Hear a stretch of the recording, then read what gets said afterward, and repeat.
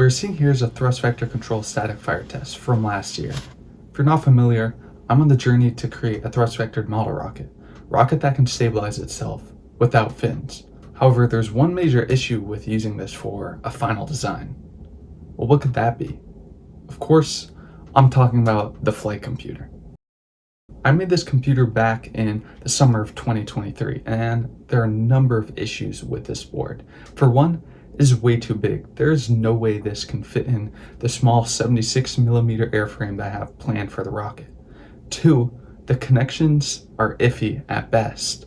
Number three, there's no inertial measurement unit or barometric pressure sensor. These are the things that tell us where the rocket is and how it's oriented, which are necessary to actually control the rocket.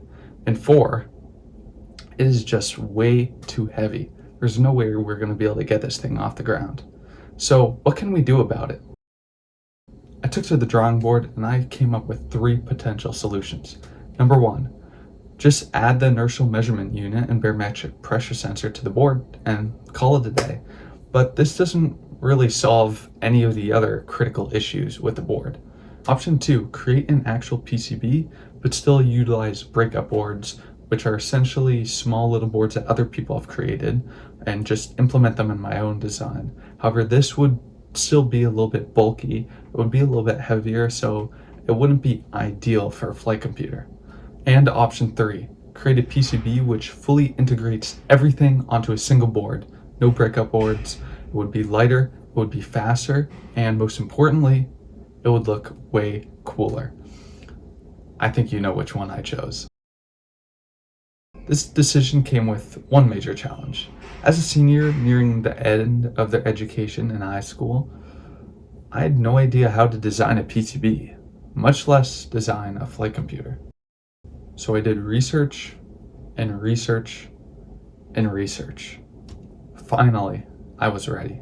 So I began by selecting all the components, things like the main computer, the PYRO channels, which allow us to light our parachutes, and of course the inertial measurement and barometric pressure sensors, which allow us to know where the rocket is and how it's oriented. With all the components chosen, it was time to design the schematic. Think of this as the blueprint, the outline of the board when it actually comes time to route the connections on the PCB. Oh, wait. There's something we mustn't forget when designing the schematic of a board. Those component names, those 40-digit long heaps of letters, gotta make sure we get those right, because one letter can create a major difference, but I would never do that. I would never. Now it was time to route the connections.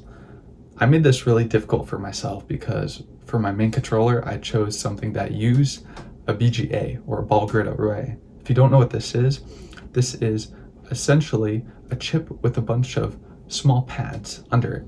And because the pads are so close together, you have to get a little creative with how you route them out. It can take much longer to route, and it can be more expensive to manufacture these types of boards. So for anyone considering doing a similar thing in the future, I would definitely recommend trying to stay away from BGAs. Anyways, with that out of the way, the most important step was upon me. Manufacturing? No. Of course, I'm talking about naming the board. For this board, I settled on EVA. Why did I choose EVA? I have no idea, but it sounds cool, so that's all that matters. 1.5 months after starting this project, it was finally time to get this bad boy manufactured.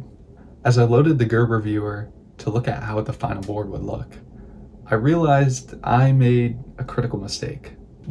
So it turned out that I was actually designing for the smaller package of this chip, and I had already ordered the larger package to populate the board.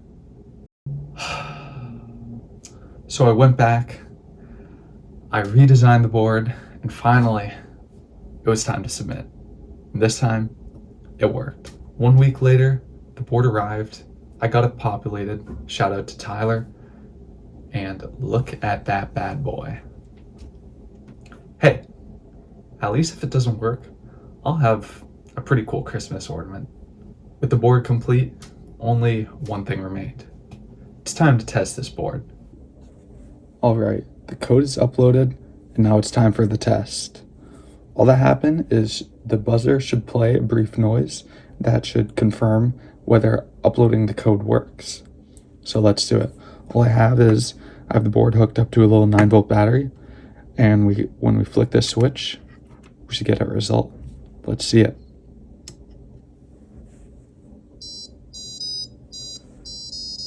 Holy! I cannot believe this thing worked. I guess the hours really did pay off. I did some additional testing after the video, and for the most part, everything worked, except for one minor issue.